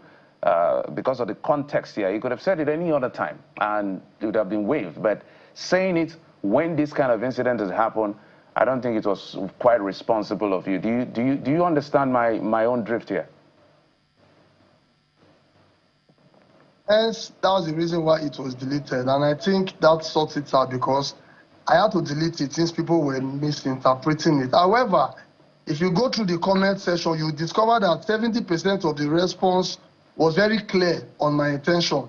They don't know me, but they had to explain it to them to understand that giving it this meaning is not right in any form. So everybody has rights to their opinion, and I also have right to my opinion. And the fact is that that was not my intention. But the fact that it's not my intention, I don't think I should apologize. However, I will still insist that because I was wrongly interpreted, misinterpreted, that was why I took that reply down. All right.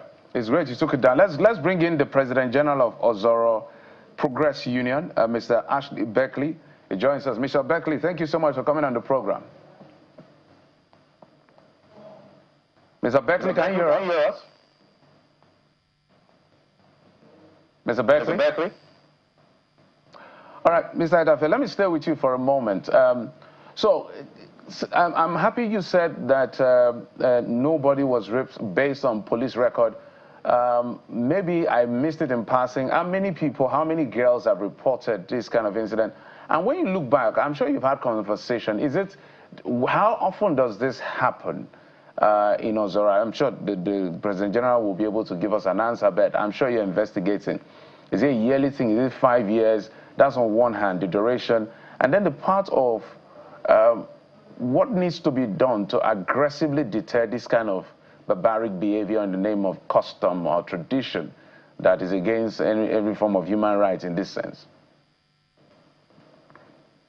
I think there is a larger issue, but before I go there, let me quickly answer your first question. We were told yesterday that it's a festival that happens once in 3 years, either once in 3 years or once in 4 years, to pray for barren women seeking for fruit of the womb. And this is the first time we are recording this anywhere in Delta State. But there's something that we need to note.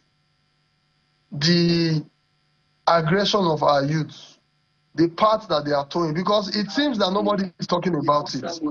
These youths who went on doing these awful things to girls have sisters at home. Some of them have parents that are very young. So one would wonder why a youth would go about doing this to a fellow human being like them. And that goes back to what we are talking about, parental issues.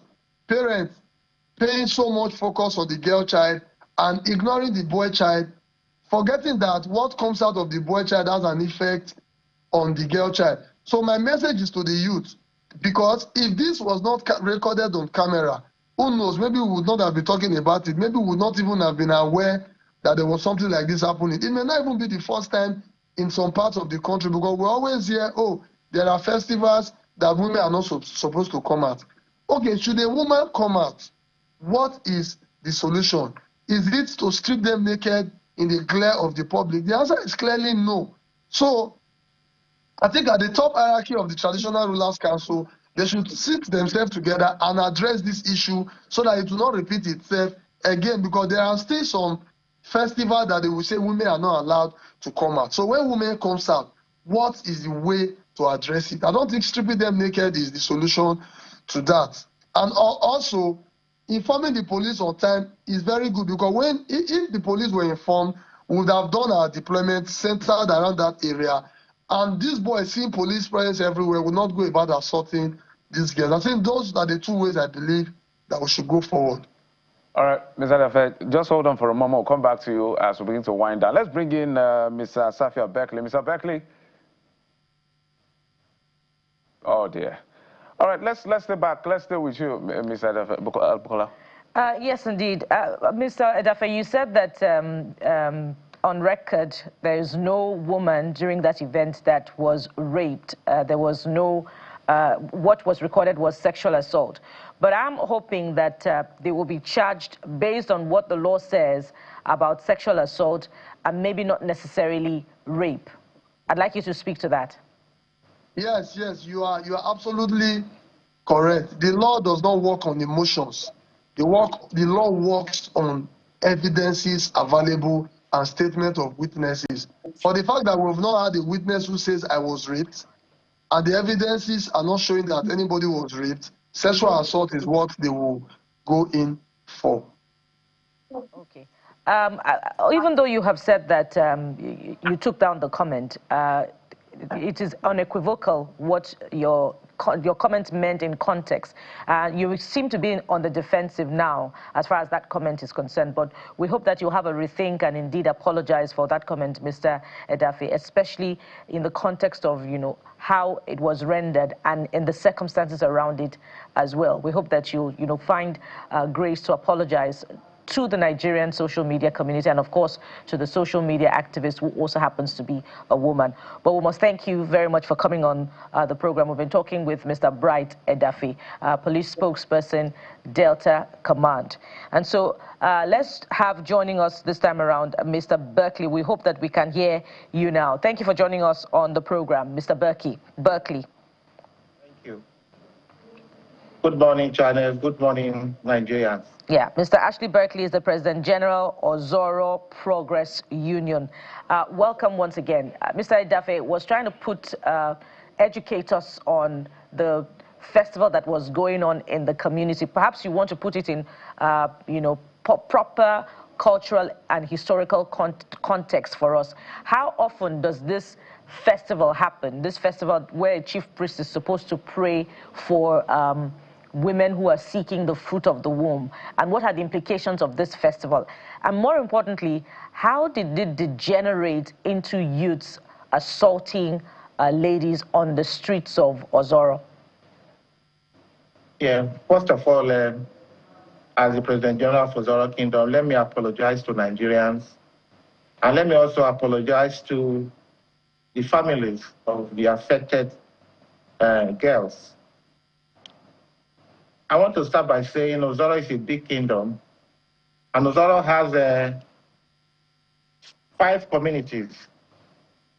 There are 5 communities in the Ozoro kingdom, and Oramudo happens to be one of them.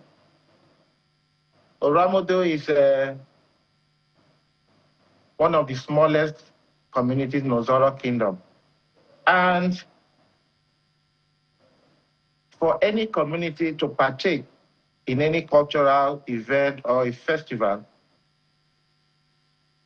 they must tell His Royal Majesty, who is the head of the Traditional Council of Ozoro Kingdom. Also, they are supposed to talk to the President General and his executive and the Public Relations Officer of Ozoro Kingdom, so that adequate arrangements about security and public awareness will be made by the President General and the PRO of Ozoro Kingdom. But this time around, Oramudo community in Ozoro Kingdom decided to have a festival, which is Alwedo Festival. Alwedo Festival is not celebrated every year. Sometimes it's 5 years, sometimes it's 10 years, but it depends on the chief priest. Once they find out that a lot of married women looking for the fruit of the womb are many, he will offer, prayers that we, to the gods of that community, so that those women looking for the fruit of the womb will, according to their belief, conceive and bear children. Also, any year that there is a low yield of crops, the preceding year, the chief priest will go to the farm and pray for crops and pray for the peasant farmers, pray for their crops to yield bountiful harvest that particular year. So what happened that day, Oramudu community did not tell His Royal Majesty, and they did not tell the President General. And because they've not done the festival for a very long time. I'm so sorry. Please pardon my interjection, but would you please adjust your device a little bit, because it's overshooting your head, and we're not getting a full frame. Okay. All right. Yes, it's better now. Okay.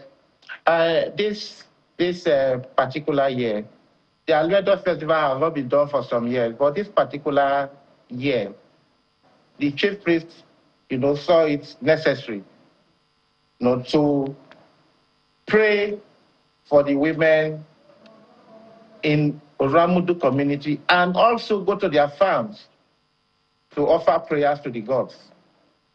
But there is oh God. But there is what will I say? An instruction that women who are looking for the fruit of the womb should be married women, not young girls. So because of that, there is restriction for the movement of young girls between the hours of 4 p.m. and 7 p.m. when the chief priest will be coming from the farms. Because he's supposed to go to the farms and offer prayers in the morning. Then on his way back, which is 4 o'clock to 7 p.m., that is when the women, the married women, not young girls, because he doesn't offer prayer to young girls. That is when they will come out and he will offer prayers to those women, the concerned women looking for the fruit of the womb. So it depends on the chief priest of Oramudu community, not Ozoro Kingdom. It's not an Ozoro Kingdom thing, it's Oramudu community. And Oramudu community is just a small community in Ozoro Kingdom. But this particular day, the announcement was made in only Oramudu community. It was not made around Ozoro Kingdom. If I can quickly come in. So while we understand the context, the history, the question is, what is it with women? What have women done wrong? Why can't women come out? Is there something about them? Because obviously, attacking these women, molesting these women, is an offshoot of that thinking that there's something off with women coming out. So what is it with women? And is it that we can't move beyond some of these beliefs? Because if anything, women are a blessing. No. It's an Asian belief that married women can come out. Married women are prayed for to conceive, not unmarried women.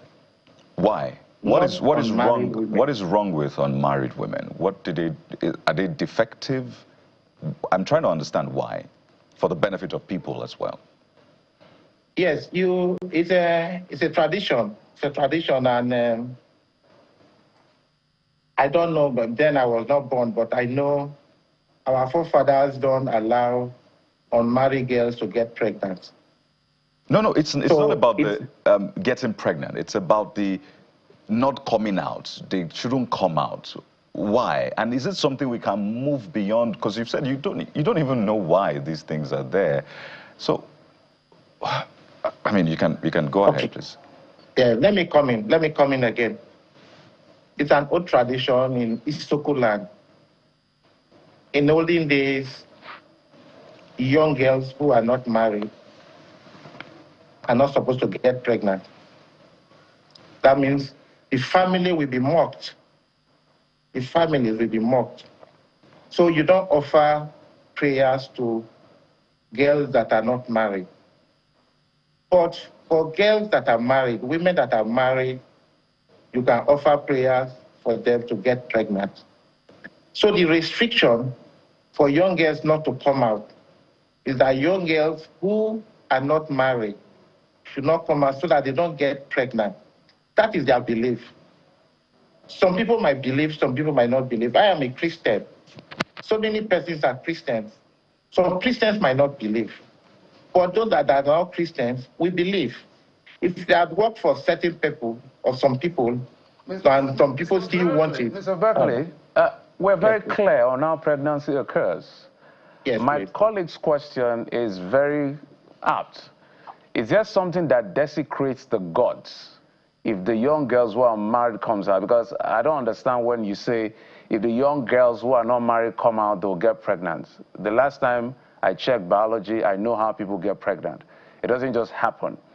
Now, so maybe you have to expatiate on that point you're raising if you have an answer to it. On the second part, let's even accept just hold on, sir. Let's even accept without conceding that they are not meant to come out. And for whatever reason they choose to come out, is assault and borderline rape the consequence of that coming out? Let me come in. Just like I started, this festival has been on for centuries. Then we did not have biology, then we did not believe in sciences. It's been there for 100 years, 200 years from our forefathers. And they believe this is their culture, this is their custom. That's where I'm coming from. Fine, in biology, you know, and I know that is, but it's a tradition that has been on for centuries. It's been on for 100 years and before we were born. That's why I said the chief priest, when he feels like, it's not that he will do it every year or every 5 years. No, because I've never even heard of it. As a Christian, I've not heard of it. But I'm saying this as the president. Mr. Berkeley, is there something that now about that culture that nothing, now... Hold on, please, sir. Let me land. Is there something about that culture that now gives Ozoro youths the liberty for license to chase after young girls who come out, even though they're restricted, and begin to sexually assault them? And has this been happening for years prior to this time? This assault has never happened in Ozoro. I've never heard about a rape case in Ozoro. I've never heard. And nobody gave those youths permission to do what they did. It's not from the king. It's not from the kingdom. And even the Oramudu community, when I called the executive and the elders of the Oramudu community, they said it was hoodlums. That is not part of their festival. Their festival is for fertility and for peace. It is not a rape festival. It is it's a symbolic festival for fertility. Mr. Berkeley, I think you've made your point, but the question you haven't answered. The question which we're doubling down on, let's say for whatever reason, these girls are not meant to come out. If they come out, what is supposed to be the form of reprimand? Because if that signal is not clear, that is why these irresponsible, reckless, whatever name you want to call them, take on this attitude of theirs to assault young girls. So what is the punishment or reprimand or whatever that is prescribed according to tradition for girls who choose to come out when they are not supposed to come out? There is no punishment for girls that, you understand, any girl that comes out during the festival, there is no specific punishment for that girl. Not the knowledge of the kingdom. There is no specific punishment for any young lady that comes out. There is no specific punishment. All right, but youths did come out. They were on rampage in that video. They were chasing after girls. Some of those girls were stripped. And it definitely puts Ozoro community in bad light, in fact, negative light on the map of Nigeria's South-South and indeed the entire country. And those youths have parents, they have mothers, they have fathers, and we wonder how things degenerated into a state of lawlessness. And we hope that this will be the last of such that we would see from Ozoro community. We're about to anchor now, but I believe Kayode wants to get in just one more. And we must thank you for providing insights. I like the fact that you're speaking to this and you're showing that, hey, this is not what we support in our community. Is that going to be like a review of this moving forward? Can women or girls, ladies, whatever you want to call them, now come out subsequently, seeing what has played out, and will they be drilled down to everyone moving forward? Yes, the Royal Majesty has called for a meeting before the end of this week. So, some of these community festivals has to be reviewed. This is a modern world. We're in the 21st century. We're no more in the 18th or 19th century. Some of these laws need, or some of these festivals, have to be reviewed. But just like I said, it was so unfortunate. And a good festival that was planned by Ozoro community was hijacked by hoodlums, and which has really brought shame to the kingdom, the Isoko community, Delta State, and the entire country. And I want to again apologize for what happened. If we had put adequate security on ground, those hoodlums will have done what they did. So as the President General of Ozoro Kingdom, I take the whole blame. And if the chairman of Ozoro committee has come to me or met Majesty, would have put adequate security on ground so that hoodlums, because it's a growing world and Ozoro is a university community now, the population has increased from maybe 80,000 to about 200,000. And with a town with 200,000, they are bound to be criminals. They are bound to be hoodlums. So if they had told me, I would have put adequate security in place. All right. So that things like this will not happen. Thank you. All right. Thank you so much, sir. We thank you for your liberal disposition towards this scrutiny and indeed for your humility. We hope that other cultures that put a limitation on women similarly, especially in the Nigeria Southwest, can be similarly reviewed. Mr. Ashley Berkeley is the President General of Ozoro Progress Union, who has brought us insights into the event in Ozoro community over the weekend. Thank you, sir, for your time on the program. Thank you very much, Anastasia. We'll take a moment now. When we return, we'll talk more politics, not of the opposition this time, but of the ruling party. Stay with us for details just ahead.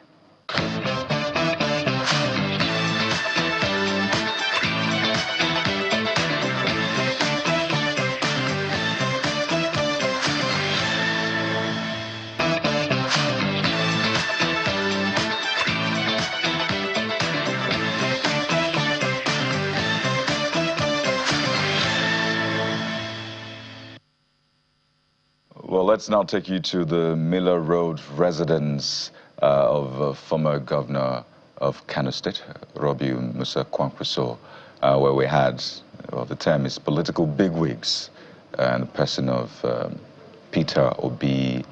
You had Governor Seyi Makinde. Okay, let me start again. Peter Obi of the ADC, Governor Seyi Makinde of the PDP.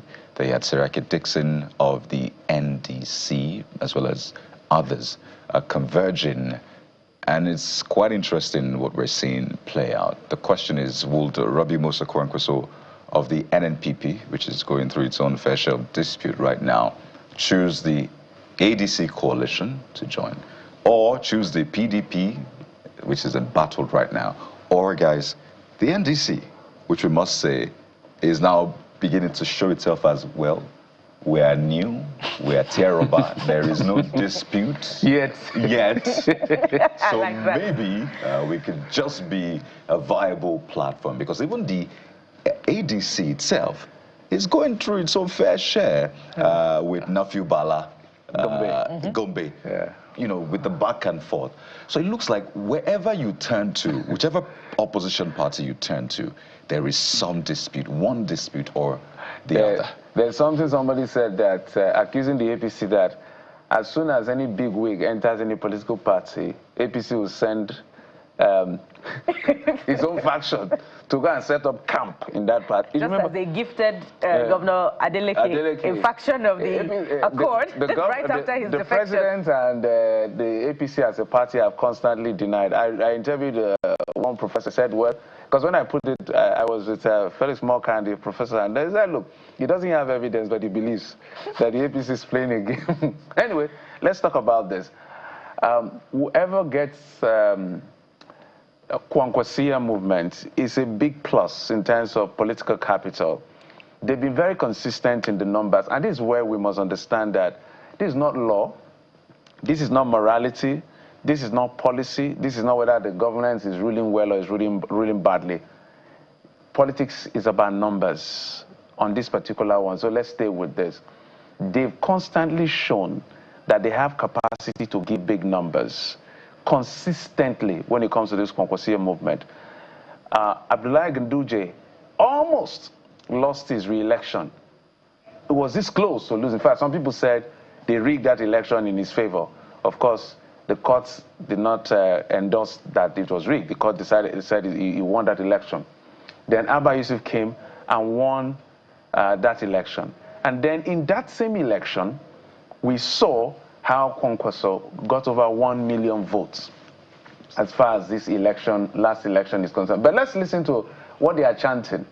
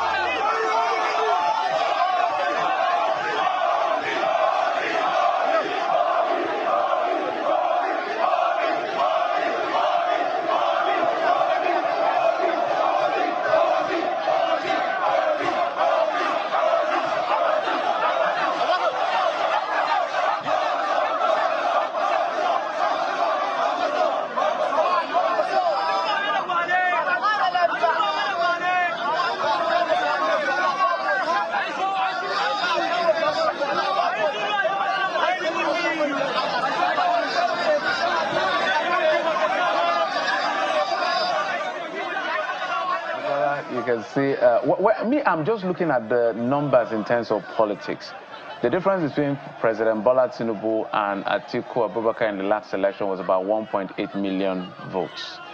So if somebody can pull in 1 million votes, whether it's APC that is able to get the Kwankwasia movement, or is this ADC, whichever political party is able to grab this group has an asset in itself. And it's also a good plus for Obi, who, for instance, he's not done very well in getting inroads into the north. His strength is in the south, but Bola Tinubu, the president, was able to, have his strength in the parts of the south and then consolidate in parts of the north. Because in this game, it's not emotion, it's not sentiment, it's about understanding how the numbers and the sentiment of the people play out to be able to get. So one of the biggest brides right now that everybody's putting a good bright price on is the Kwankwasia movement. So let's see how it plays out in the long run. Well, traditionally, maybe more historically, especially since a return to democracy in 1999, Kano has always held the aces with its block votes of,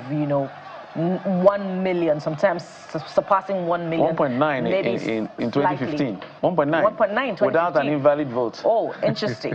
So, but Jeffrey, remember that the defection of Governor Abba Kabir Yusuf has sort of changed the dynamics, however slightly it did, because he went with a portion of the Kwankwasia movement. Whether we like it or not, some of the Kano APC went with Governor Abba Kabir Yusuf.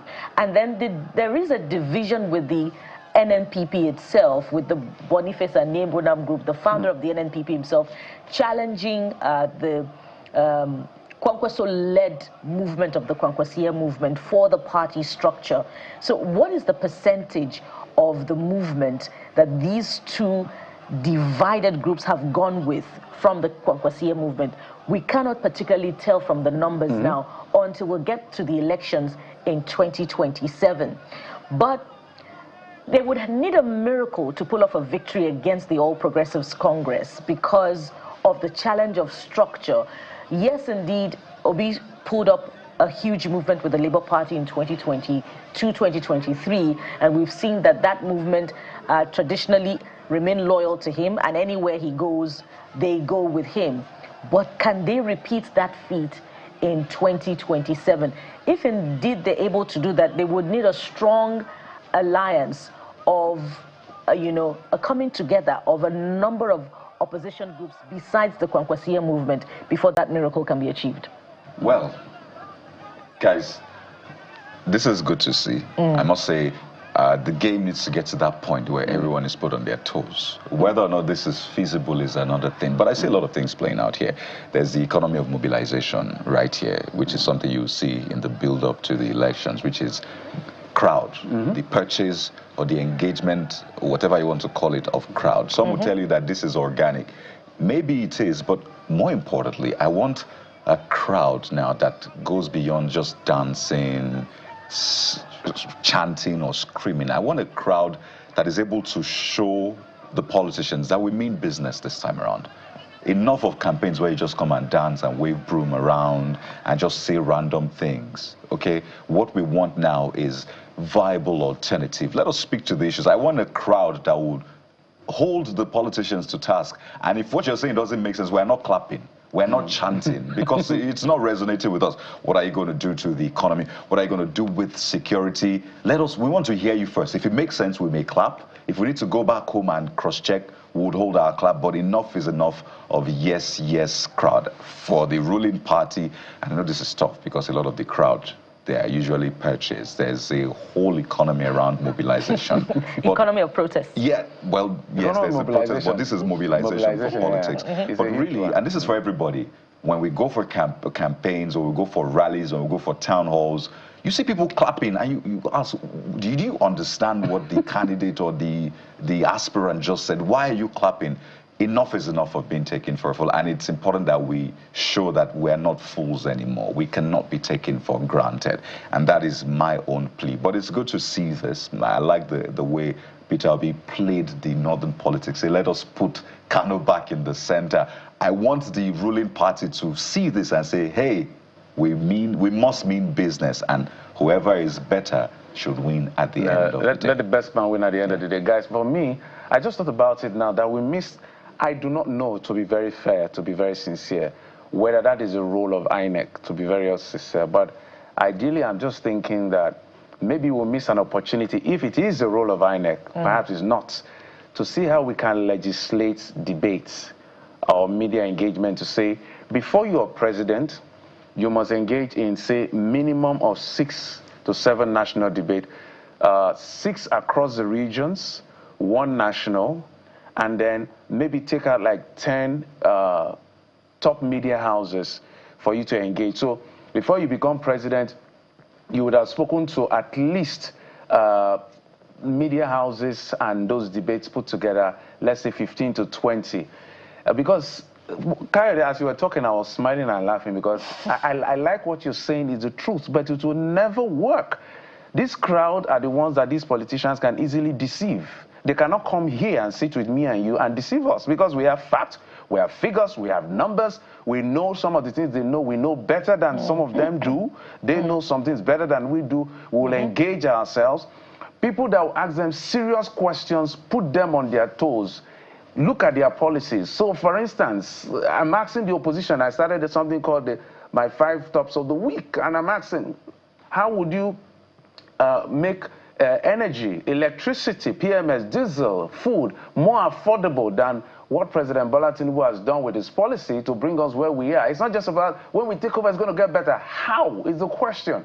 So, Kayode, I totally agree with you that ideally we should not, people should not clap when it's not necessary. But these people are bots sometimes, they are organic sometimes. Whatever the man, he sneezes, they smile. He laughs, they clap, and all of that. They didn't even let him speak. So they won't even let him talk. They were just chanting. So it happens to the APC, it happens to the PDP. I feel that we should have a law. I don't know what to call that law, insisting that before you become president, you would have done 7 national debates across the geopolitical Jeffrey, zones. before we get to that law, so that people who can engage you will engage you. Before we get to that law, it appears as if it's just you, myself, Kayode, maybe our other colleagues that can lead that debate. Those youths on the Kano grounds at that rally, chanting Obi, Obi, Kwankwaso. How many of them can ask questions of Obi and Kwankwaso, of welfareism, of liberalist ideas, of a rent economy, of other ideologies that form a political party, I guess that, you know, Kano youth should be reflecting on that, because that's the center, not just Kano now. The North is supposedly more politically savvy and advanced than even the rest of, you know, the country, and curiously so, because one would say that the rest of the country is more educationally ahead, but the North is political savvy. But how bright also are those youths as far as political ideas and ideology are concerned? And so perhaps they should be preparing for that. Long and short, moving on. Make sure you ask the questions, whether they're in power or not. Let us ask those questions. We'll continue to do our bit, but we'll draw the curtains at this moment. Thank you for being a part of the show. I'm Kayode Okikiolu. Sunrise Daily is up next, so stay with Channels Television. I am Bukola Kulka. Maybe Kayode, Bukola and I will need to lobby the National Assembly for a bill to be passed on minimum number of media engagement and national debate for governors, presidents, and maybe others before you contest elections. So that way, put your feet to the fire, not just shouting at campaign grounds. Enough of it. I'm Jeffrey Ozoro. Enjoy your day.